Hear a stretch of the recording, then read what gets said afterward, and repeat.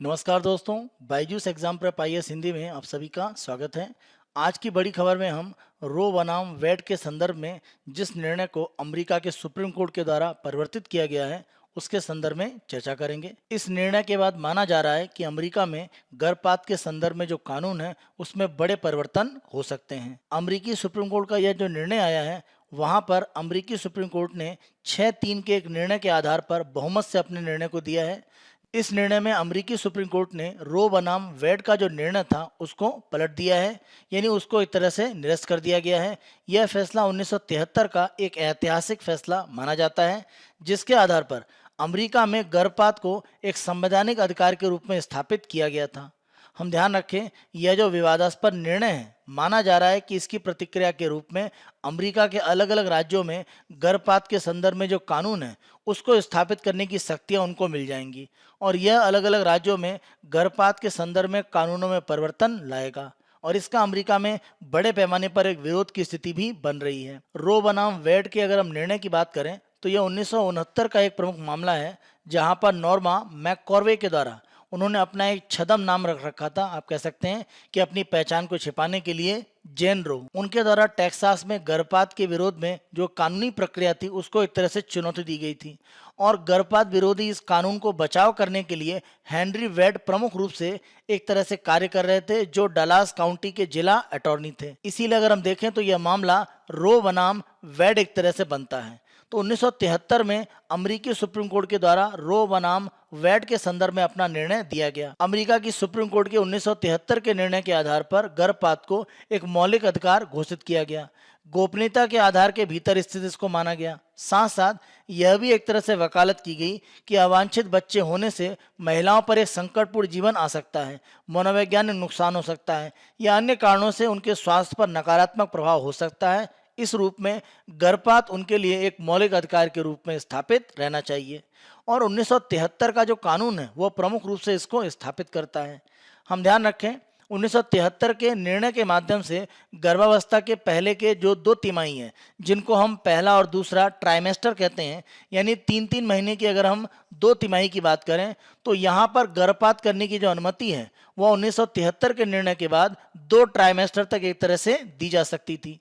यहाँ पर वर्तमान में जो निर्णय आया है वह डॉब्स बनाम जैक्सन महिला स्वास्थ्य संगठन का केस है, जिसमें अदालत ने मिसिसिपी अमेरिका के राज्य में एक जो कानून था उसको बरकरार रखा, जहां पर गर्भावस्था के 15 सप्ताह के बाद गर्भपात पर प्रतिबंध है। अमेरिका में प्रमुख रूप से आप ध्यान रखें, डेमोक्रेट और रिपब्लिकन पार्टी की जब हम बात करते हैं तो रिपब्लिकन पार्टी को काफी हद तक कंजर्वेटिव एक तरह से माना जाता है, यानी वह रूढ़िवादी एक तरह से विचारों का समर्थन करते हैं। प्रमुख रूप से 1973 का रो बनाम वेड का जो निर्णय है उसका वो विरोध करते हैं और इसी आधार पर अगर हम देखें तो अमेरिका के मिसिसिपी राज्य में रिपब्लिकन एक तरह से बहुमत की विधायिका है। मिसिसिपी राज्य ने 2018 में कानून बनाया कि 15 सप्ताह के बाद अधिकांश जो गर्भपात हैं उन पर प्रतिबंध लगा दिया गया और उन्होंने ये कहा कि भ्रूण की जो व्यवहारिता है वह एक तरह से यहाँ पर मान ली गई 15 सप्ताह की। अगर हम रो बनाम वेड के निर्णय की बात करें तो वहां पर यही एक तरह से जो स्थिति है वह 2 तिमाही के लिए बोली गई थी, यानी अगर हम बात करें तो 2 ट्राइमेस्टर। तो यह प्रमुख रूप से 6 माह एक तरह से वहां पर माना गया।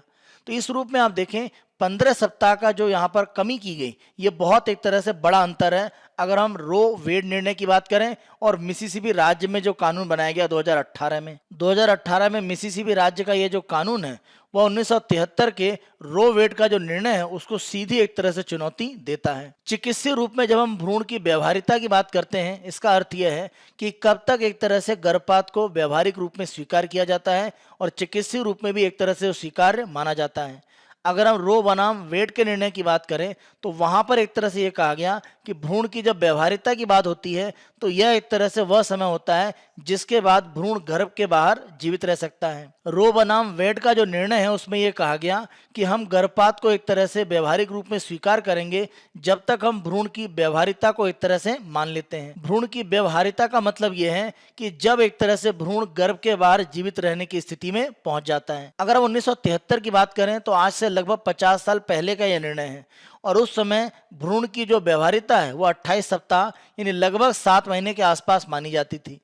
अभी अगर हम विशेषज्ञों की बात करें तो जिस तरह से वैश्विक स्तर पर चिकित्सा में कुछ सुधार हुए हैं, यह समय सीमा घटकर 23 से 24 सप्ताह यानी लगभग 6 महीने या उससे थोड़ा कम हो चुकी है। कुछ नए अनुसंधान इसको 22 सप्ताह तक भी एक तरह से लाने की बात करते हैं, यानी 22 सप्ताह तक जो गर्भपात है वो स्थितियां हो सकती हैं। अमेरिका में सुप्रीम कोर्ट के जो निर्णय होते हैं वहां पर प्रमुख रूप से देखें कि उसके आधार पर अलग अलग राज्यों में एक तरह से जो निर्णय होते हैं उस पर प्रभाव पड़ता है।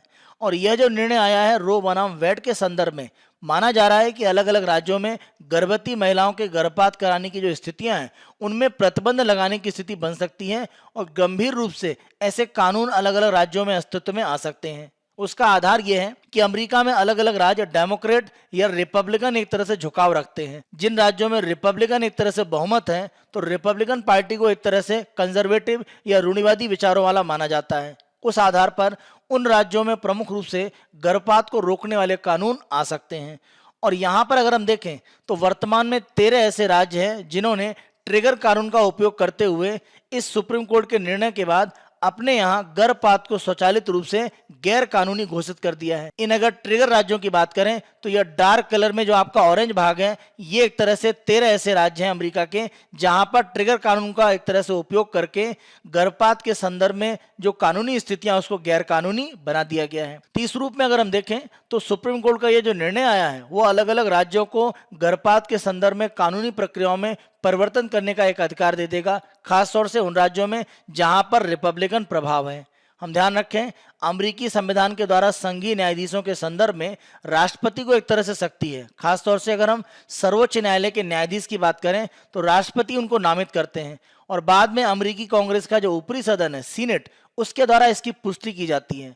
और माना जाता है कि डोनाल्ड ट्रंप के राष्ट्रपति काल में कुछ रूढ़िवादी या कंजर्वेटिव विचारों वाले जो न्यायाधीश हैं उनको सर्वोच्च न्यायालय में एक तरह से नियुक्ति दी गई है। इस निर्णय के माध्यम से रो बनाम वेड का 1973 का जो निर्णय है जो गर्भपात के संदर्भ में स्थितियों को आसान करता है उसको बदल दिया गया है। इस आधार पर हम कह सकते हैं कि अमेरिका के सर्वोच्च न्यायालय में अगर कंजर्वेटिव या रूढ़िवादी विचारों वाले न्यायाधीशों की संख्या बढ़ी है उसी का एक परिणाम है कि रो बनाम वेड का जो 1973 का निर्णय है उसको बदला गया है। अमेरिका में अलग अलग प्रकार के अध्ययन के माध्यम से अगर हम गर्भपात के संदर्भ में स्थितियों को देखें तो 2019 का एक जो यहाँ पर आंकड़ा देता है कि अगर हम 13 से 19 आयु वर्ष में प्रमुख रूप से लड़कियों की बात करें तो लगभग 9% गर्भपात की स्थितियां हैं। तो ऐसे महिलाएं जिनके अपने एक बच्चे हैं उनमें अगर हम गर्भपात की स्थितियां देखें तो लगभग 60% है। अमेरिका में 57% गर्भपात की अगर हम स्थितियों को देखें तो उनमें है जिनकी आयु सीमा 20 से लेकर 30 वर्ष के बीच में है और 35% गर्भपात ऐसे हैं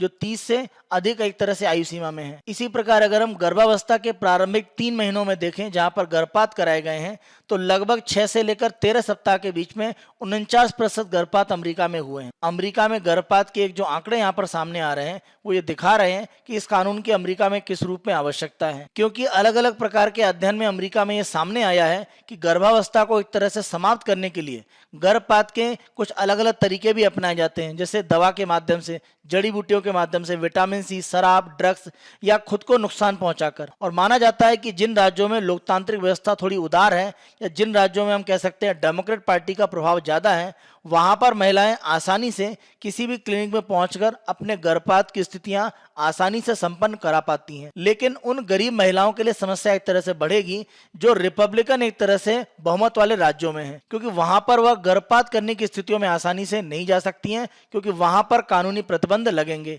और दूसरे राज्यों में एक तरह से यात्रा करके वहां पर गर्भपात के लिए पहुंचना उनके लिए उतना आसान नहीं होगा।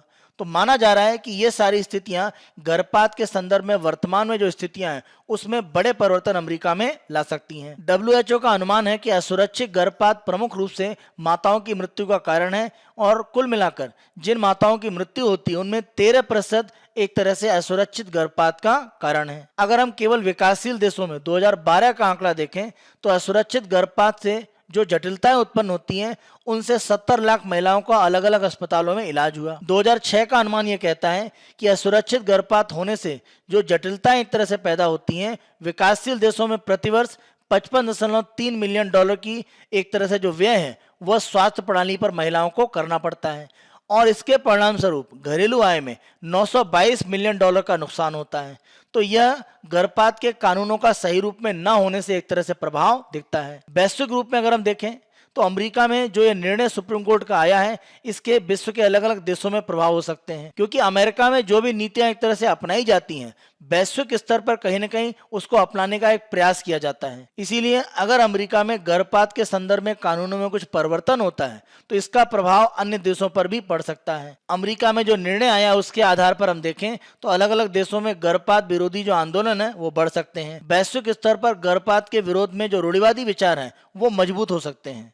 खासतौर से अगर हम अफ्रीकी देशों की बात करें तो अफ्रीकी देशों में माना जाता है कि महिला अधिकारों को आगे बढ़ाने के लिए जो भी प्रमुख रूप से प्रयास किए जा रहे हैं उसके लिए पश्चिमी देशों के द्वारा प्रमुख रूप से आर्थिक सहायता दी जाती है।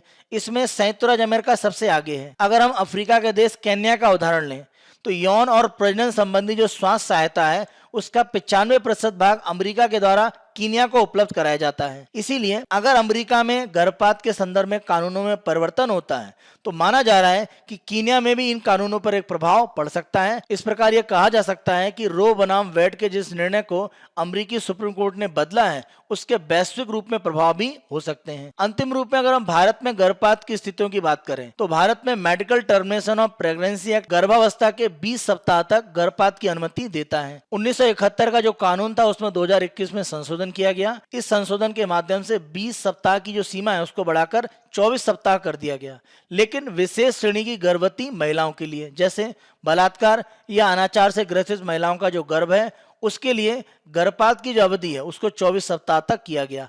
लेकिन इसके लिए 2 पंजीकृत डॉक्टरों की मंजूरी एक तरह से आवश्यक है। इस कानून के माध्यम से अगर 20 सप्ताह के पहले गर्भपात की स्थिति में कोई जाना चाहता है तो एक डॉक्टर की जो पंजीकृत रूप में है वह मंजूरी आवश्यक होती है। तो भारत में गर्भपात के संदर्भ में कानूनी स्थिति वर्तमान में यह है। यह हमारी आज की बड़ी खबर की चर्चा थी। आगे के भागों में आज की बड़ी खबर को हम इसी रूप में जारी रखेंगे। आप सभी अभ्यर्थी आज की बड़ी खबर को अत्यधिक पसंद कर रहे हैं। अधिक से अधिक संख्या में लाइक करें, शेयर करें, और अभी तक आपने हमारे Byju's exam prep IAS YouTube channel को सब्सक्राइब नहीं करा है तो आज ही सब्सक्राइब करें। धन्यवाद।